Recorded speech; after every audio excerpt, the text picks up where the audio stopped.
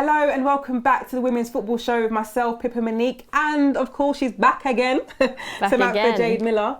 What a weekend. How you been? I'm good. I mean, we only saw each other this weekend. I feel like I see you everywhere now, every women's game, right where I am. But no, keeping well, you? Not too bad. I mean, extremely disappointed at the weekend result, for Chelsea Arsenal. I mean, it was great to see like a packed out stadium, but the final result, not even the final result, Arsenal were 3-0 down in like 15 minutes. I know. Firstly, I've never seen Meadow Park that packed. It was nice. I was literally walking around looking for somewhere to... Well, I was looking for a seat initially, and then there was no seat, so I was looking for somewhere to stand. And as I'm walking round... You can't even walk round. As I was walking, a goal already went in. And I was like, wow, this is a quick start here from Chelsea. And then from there, Chelsea just dominated. They put in just a real great performance. As a team, as a collective. And did you expect that though? Because I didn't get a chance to speak to you properly before the game. No, we didn't, did we? I had a feeling Chelsea might edge it, but they more than edged it realistically. Yeah. They really put in a shift, Chelsea, just worked together so well. Everything just went in Chelsea's favour. Yeah. I mean, like Joe Montemurro said, he hasn't seen, since his time at Arsenal perform in that way. Can I just give you a mad stat right now? Yeah. Right, so... we were 3-0 down in the first 15 minutes. Arsenal have only... that's the first time Arsenal conceded that many goals in a game since May 2013 against Liverpool, when Liverpool won 4-0. They don't concede goals at home. I mean, like, Joe Montemurro took some blame upon himself. He said he got it wrong tactically. Arsenal played very narrow. They congested the midfield. But then Chelsea capitalised on that and just used... And I'm surprised she did that because we're used to seeing Lisa Evans on the wing. Yeah. And she wasn't even in the starting 11. It was the first time she hasn't started a WSL game this season. I still don't know why. And she's up and down the pitch and really makes use of the wings. And instead, we then saw Chelsea do it. And you can't give Wrighton that space on the wing because she can put in a perfect delivery. And that's what she did. She was involved with everything. Yeah, I feel like she's so underrated for the Chelsea players because when you speak about like the Chelsea women's team, you always talk about the Frank Kirby's, the Bethany Englands, now Sam Kerr and Millie Bright, but you never hear people talk about Wrighton, and she was literally involved in every single goal. She did, and like the delivery for the Sam Kerr goal was perfection. Yeah. It was left foot. The thing is, usually sometimes a player sees a space and will just keep driving, go to the touchline and put a cross in. But Wrighton saw no one was close to her. She saw Sam Kerr make the run into the box. That's what Sam Kerr does so well, with timing of runs in behind the players. Sam Kerr saw Wrighton look up, got into the box, and Wrighton just put the delivery on a plate, and Sam Kerr, first goal against Arsenal. Now she's going to be scoring loads of goals now, isn't she? Now she's got her first. I really think she will. But yeah, Wrighton, probably, like you said, a bit underrated. No one really talks about her that much, but she was so influential in Chelsea's win. Now, we've got to talk... Well, I spoke about this with Ty as a little joke in our post-match interview, but we have to talk about this because you was there and the sunshine was literally beaming on Arsenal's half for that first half of the game. Like Manuela Dinsberger, the goalkeeper. I don't know why she wasn't wearing a cap because I'm pretty sure she couldn't see anything. I know we shouldn't blame the weather, but it was quite bad. Yeah, I do think that played a part. She did look like she couldn't quite see, and Chelsea probably did take advantage of that. I mean, you would, but Beth England's opening goal was so good. I even think if the sun maybe wasn't in the way, there was no stopping that. Every one of Chelsea's goals were just brilliant. Yes. All right, calm down. Because I know you're coming from an impartial view, but they are great. And I have to ask you, do you think that like Chelsea can clinch the title this season? Can they nick it? From the beginning, I've been saying I'm so torn between Chelsea and Arsenal. It's funny because it is actually a 3-horse race, but no one's really talking about Manchester City winning it. If you look at the table right now, so Chelsea are in third, but they're just a point behind Man City and Arsenal, who are on the same points, just with goal difference. And Chelsea also have a game in hand. So technically, if they would have played that game in hand and won, they could be at the top. We don't know. I mean, last time we spoke about, Chelsea having a few draws, will that affect them? But actually, having that game in hand is really playing in their favour right now. But I think it was like a very rare occasion for Arsenal to play like that and lose in the manner they did. Usually Arsenal are a team where they keep the ball so well, they're so good at going forward, defensively, compact and solid as well. So it was a real like rare sight to see Arsenal like that. I think they'll take things from that now and they won't let that happen again. So hopefully I still think it can still happen for Arsenal. We'll see. Arsenal, Chelsea, but I do think after that win, and also because they beat Arsenal when they played at Kingsmeadow as well, the confidence is beaming. Yeah, and they just seem to be getting better and better now, Chelsea. And I think them not being in the Champions League this year, last year, I think they wanted to forget about last year, but it's actually they've used it to drive them forward this year. So. It's going to be a toe-to-toe one. Oh yeah, but you mentioned it's still a 3-leg race. We have to talk about Manchester City. They went to Birmingham and they got 2-0 against Birmingham City. Nick Cushing's side getting a nice 3 points there.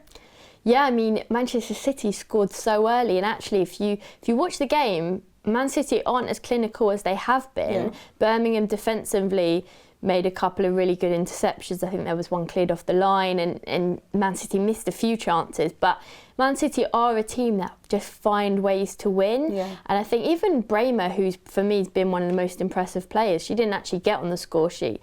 Kira Walsh, let's talk about that goal. Oh, I saw those highlights. Oh my God. That was a goal and a half. And Ellen, she just went for it. Ellen White scored really early, and it's what Ellen White does well, gets in between players and got herself into goal scoring position in the box. It was an easy finish, and I think that's really difficult to come back when the opposition scores so early and then you're just on the back foot. Yeah, we have to touch on Nick Cushing though, because I think he has about 5 games left in charge for Manchester City, because he's now going across the pond to be the assistant manager for the men's team, New York City. I have to ask you this, I know he's been in charge of Manchester City women since 2013, so many years. He's won titles with them, WSL, FA Cups. He's won loads. But do you feel like most managers get into women's football so that they can ultimately end up as a manager in men's football? I think if you look at someone like Nick Cushing, he didn't actually initially start in women's football. He was part of the boys' academy, and then there was an opportunity for him to step in and take up the women's role. And he's absolutely loved it, and he has improved them massively. Man City have gone through that transition of becoming a professional outfit and doing really well, winning, like you said, league cups, and he's done such a great job there. But he's been there for a long time now, which you don't often see a manager stay for that long. And like you said, he's won what he's needed to win, and for him, he did start off in boys football. He probably wants the opportunity now to get a chance in the men's game. And I think where he's been the number one, he wants to actually go and learn off other managers. So being the number 2, you can actually improve yourself and just sit back and learn from other coaches. It is a shame because you do kind of want them to stay in the women's game, because especially you've seen him develop the players there. But I suppose he just wants a new challenge. And, he said he's really grateful to women's football because it's taught his kids to really respect, women's football and men's football, equally. So that's good to hear. But it'll be an interesting challenge for him. It's very strange, the timing of it, because they're in the middle of trying to win a title. But I think he was saying that that's when the men's league is about to start in America. It's probably now, or he'll have to wait till another season. And it'll still probably end up the same bad time. There's probably no right time. Yeah. So he's decided to go for a new opportunity, and I think good luck to him, and be interested to see who goes in next, really. Well, he's still part of the City Football Group, because New York City is under the City Football Group. So there's probably a chance of him still returning in the future to Manchester City, whether it's men's, women's, who knows. But his last game as the Manchester City head coach will be against Arsenal on the 2nd of February. I know, he's not got many games left, but all of them are really difficult, because he's got, like you said, Arsenal, and if he wants to help City win the title, that is pretty much a must-win game. A blockbuster game to watch as well. It really is, and it'll be interesting to see if the players, can put on a real last performance for him to probably say thank you and put themselves in a good position. Yeah. Okay, touching on the other results of the weekend, Liverpool got their first win of the season against Bristol City, that relegation battle at the bottom of the table. They've now clinched, they've just gone up a space. They're out of the relegation zone. Only on goal difference though. Yeah, I remember saying to you last time on the show, Liverpool aren't actually a bad side. They couldn't finish. Yeah. If you look at the games they've played, they were just losing narrowly. They were close, but not quite there. And I said Rachel Furness is a key signing because she does pop up with goals. She influences the team. She's very vocal. She gets people pumped for the game. She's a great character to have around. And it was just like written, Rachel Furness to get the winner. And I think that will give Liverpool a big boost. They needed to beat Bristol to really just lift them. And you can't have Liverpool bottom of the table. Yeah, we've said this. Yeah, we've said crazy. This sometimes. It's absurd. But that's their 4th goal of the season in 12 games. Not the greatest statistic. No. But at least they've got a goal. At least they've finally won a game. But it hasn't been the best of weekends for Liverpool players because we have to touch on their goalkeeper, the second goalkeeper, who had an horrific injury in training, not even in a match. I know, that just says how competitive their training is. They must be like, we need to win a game, let's just go fill in and Put training. Your head on the line, literally. Act like it's a game. Yeah, I saw the photos, obviously wish Fran a speedy recovery. It's real tough cookie. It's great that she's still smiling. If you see the photo, she's still smiling with a huge scar down the middle of her forehead. And for her to be able to smile through that, not only must it be painful, it's such a change to your face as well, to be strong enough to carry on. They say you've got to be crazy to be a goalkeeper. Yeah, I now believe it. It's crazy injuries you can get, especially like we've seen the likes of goalkeepers in the men's game having to wear safety helmets on their head for the rest of their careers. Scary. Yeah, it is scary stuff. But then let's touch on, they're not the only teams that are fighting it out at the bottom of the table, we must admit, because Birmingham City's lost against Man City. And Brighton are also down in the relegation fight. Yeah, Brighton, I feel like sometimes you're not sure what you're quite going to get with them. Sometimes they pull off these results and you're like, wow, and then sometimes they don't. And I think sometimes it just comes down to them not having prolific goal scorers who can get them goals. I think, Bristol are a team that are really struggling, and it'll be interesting to see. Birmingham, another interesting one, because, you used to look at Birmingham and think they were a real challenger. They really challenged the teams at the top. They've now lost such key players season after season that it's really affecting them. I think they got to the FA Cup final just a few years ago at Wembley, and they were such a solid team. For me, the biggest change was when Mark Skinner left. He was a manager people really wanted to play for. He put this infrastructure in where everyone, knew how to play. He liked them to play it out from the back.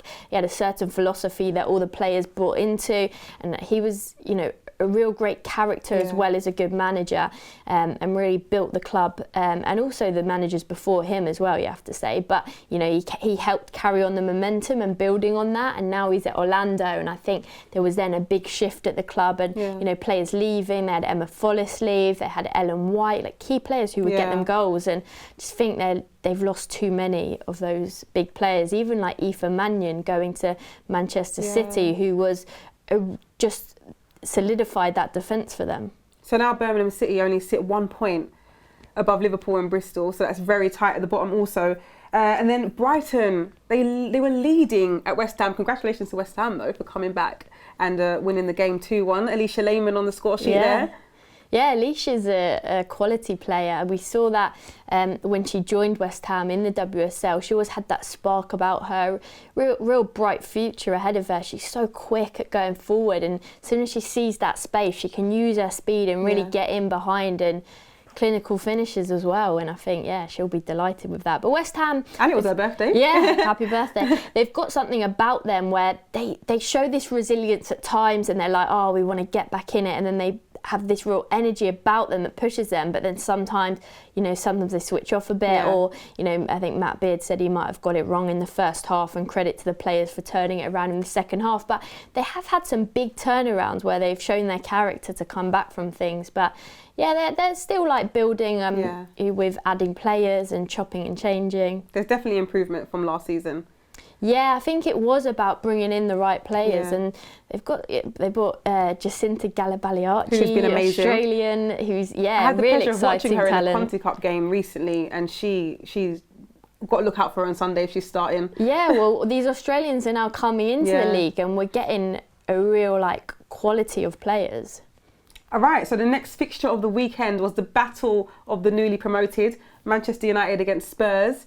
I thought it would have been tighter, but Man United got a solid 3-0 win. Yeah, I was watching the highlights and God, the weather there. Oh yeah, you can hardly see. I was trying to find a cloth to wipe my TV screen and wipe the lens for them, but it looked horrible. You could just about see it. It was it looked a bit scrappy, but Manchester United, Katie Zellin played well. She's known as a bit of a free kick specialist, put one away, and then you had Ella Toone get sent off when she just came back on, and I was like, what is going on here? So it was a bit of a crazy game with all different things going on, and the weather just looked dreadful, if we're honest. So, but United came away with the 3 points, and they did play well. I was expecting Spurs to at least get on the score sheet there. Yeah, I mean, Spurs have players that can punish you, the likes of Kit Graham. I think she came on, not sure, maybe should have been on the pitch longer to get a goal. And they do have that loss where they've lost Rachel Furness. I think she made a key difference in the middle of the park. But yeah, I think Tottenham, they're winning some, they're losing some, bit of a inconsistency. So we'll see what happens with them. But they played each other in the Championship. Now they're playing each other in the FA WSL. Yeah. All right, the final game of the weekend: Everton 3, Reading 1. Yeah, that was a bit of a surprise, actually. I mean, in a way, we know that Everton have been a surprise package of the season. They've done extremely well, but Reading have just shown so much resilience, and they've. When I was at the Conti Cup game against Arsenal, and they held Arsenal right to they took to a last minute winner. I was going to mention, do you think it's the closely knit type of games they're playing so close to each other in the calendar that they're starting to burn out a bit? I mean, possibly. I'm not too sure, but yeah, it did seem a bit weird. But Reading are a tough team to play, and I think Kelly Chambers just didn't see that in the team against Everton. They just didn't quite show that fight and that physicality that they usually do. But I think Everton maybe played them at their own game a bit. And Chloe Kelly hat-trick. I mean, I used to play against her. She's top. What's she like? Yeah, I remember playing against her really clearly. I was playing fullback and she was on the wing, and she's just so fast, quick, and you're just checking your shoulder every second. And she really gets stuck in. She's quite a small player, but she's actually very strong and physical as well as being quick. And it's interesting what she said, that at Everton they're really analysing the goalkeepers. She's been scoring a lot for Everton this season, and she's shooting really early at any opportunity, but she's analysed the goalkeepers and when to shoot. Yeah. So it's quality there. Yeah, she's serious. She is. I think she really wants to properly break into the England team, and to do that she knows that she needs to be on top of her game for club level. Well, it was an exciting week of WSL action, but this weekend it's all about the FA Cup.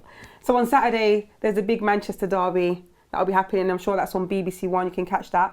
But then on Sunday, Arsenal go away to West Ham at Rush Green. So make sure you get your tickets for that, because that's going to be a really good game, a very tight game. But I'm sure, hopefully, that Arsenal got their winning boots back on. I mean, our Arsenal are quality. When Arsenal play the style of play they play, people can't get the ball off them. They're so exciting going forward, and just the way they have the confidence to pass it around at the back as well, with the likes of Leah Williamson, who's just been immense. Have you seen her really assist recently? Yeah, she's been on top of her game. But when I went to, at the beginning of the season, Arsenal against West Ham in the league, it was a real tight affair. And I think it was when Martha Thomas had just joined West Ham and she scored against Arsenal, and you just really saw something in her. I was like, this is going to be a top player in the WSL, and I think she has been when she's been fit.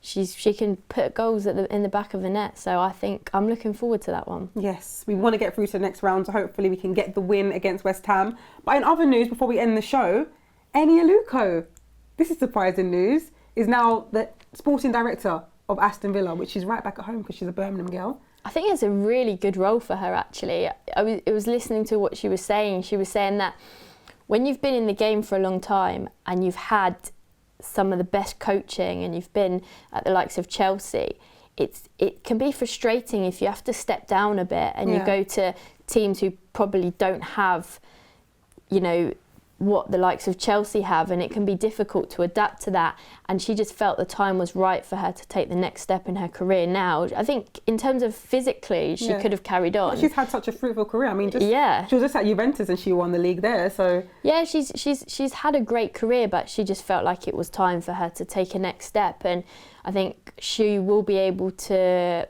move Aston Villa on to that next level. They are top of the championship. Yeah, the top of the championship, and they're really going for that WSL spot next season. And Eni Aluko can help them with also the growth and the development and things behind the scenes, because she's got all that experience and knowledge on her side. And I think she could help drive Aston Villa forward. And they've got a phenomenal player in Emma Follis, who was at Birmingham, now at Aston Villa, scoring goal after goal for them. And I think, Eni Aluko can put in a big input.